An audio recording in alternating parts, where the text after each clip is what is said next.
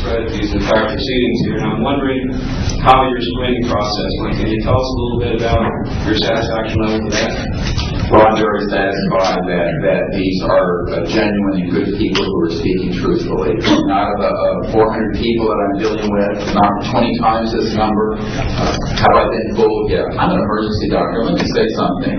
People come into the emergency department with flank pain, riding on the stretcher. What have they got? A kidney stone, right? Yeah, well, some of them go into the bathroom, prick their finger, and squeeze blood into the water, the urine sample, to show that they have blood in their urine so they can get a narcotic injection. Now, have I been scammed as an emergency doctor? Because, I'm bright enough to kind of know I'm being scammed. But have I occasionally? Yeah. Is it possible? It's possible. Is it likely? No. And here's what's more important. You don't not treat or accept the testimony or the history of every patient that comes in with flank pain and assume that they're lying just because you've been scammed once or twice. This field, you make a very good point, is filled with hoaxes and scams and what have you. It doesn't mean, however, that all of it is. And in fact, what we're saying after 8 years of research, we have found the documents, the top secret witnesses, the insiders, willing to testify under oath before Congress that this is true. Now, here's another key point. Some of the people who are in this witness pool, Mr. Sheehan, myself, and a couple of other attorneys, are members of state licensed professions. And what that means is that if we are perpetrating a hoax, we will lose our license to practice medicine, we will lose our license to practice law, because we'll be perpetrating a hoax upon the public. So what I would say to you is that the group of people before you are very credible, and the others whom we have identified are. We are not the CIA, we have not been able to do a $50,000 background check on each person. I'll give you that caveat. But we have done very serious interviews and vetting, and by the way, these people have presented their DD-214s, their defense forms, other documentation that show the DD-214s and others that show that they were in the military at a certain place and a certain time. So we're very comfortable that, in fact, that the weight of the testimony will carry the day here and that this is real. I had an insight, and it relates to your question. There have been tens of thousands of sightings and experiences from all over the world. Only one needs to be true. Because if only one is true, then the entire case, the non-reality side, falls apart.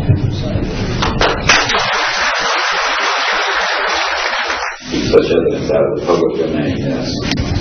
A priori, all signed agreements and oaths that have flowed from such operations are null and void. What that means is, in legal theory, is that if it's an illegal enterprise, the agreements, those that are entered into as a result of that illegal enterprise, have no legal standing. So one of the things I would like to announce today is all of the men and women listening to this need to know they are free to speak. We are declaring all national security oaths on this subject null and void. They have flowed from illegal operations that have no standing constitutionally.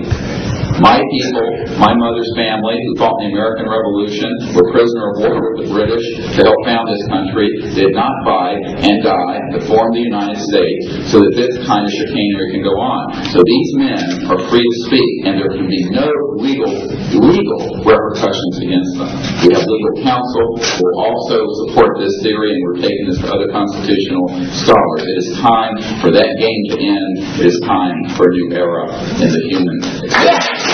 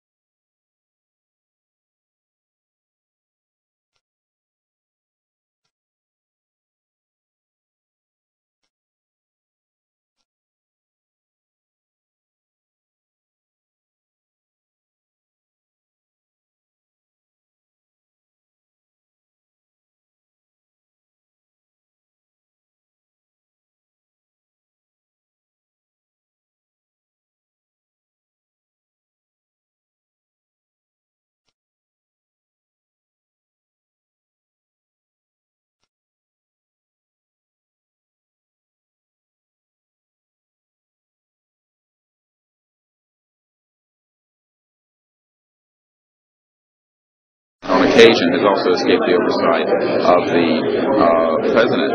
We know for a fact that this has happened. I personally briefed President Clinton's first CIA director on this.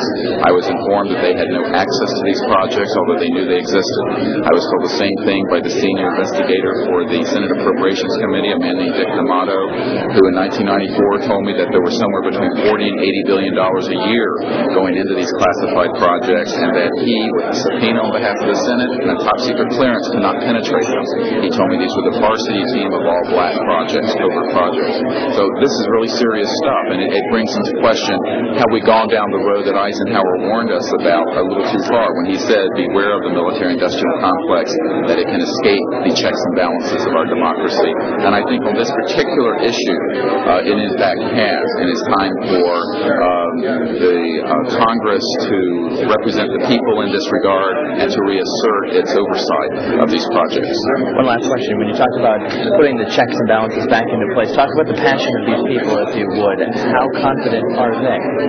Well, they know what they saw. I mean, these are men ranging from Air Force and NRO officials to people who have been contract agents for the CIA, to people who have been pilots in World War II and are heroes of our country, the greatest generation that Tom Brokaw talks about. And so what I have to say to you is that these people know what they saw. They're not going to be speaking about anything except what they directly witnessed. And we're not talking lights in the sky and swamp cats. We're talking people who have actually retrieved extraterrestrial vehicles who are going to be here today. Very good. We'll take one picture of that. That's concrete and that's based on reality. But anyone who does further research in this field will find that they are not hostile. None of them are hostile. They have shown us that they can shut down missile silos and rockets. They have not destroyed us, and they've been here for tens of thousands of years. We know of 50 years worth, more or less, of secrets. We know of major. And the fact is, this hybrid breeding program that keeps being referred to? well, again, we're not dealing with these kind of things.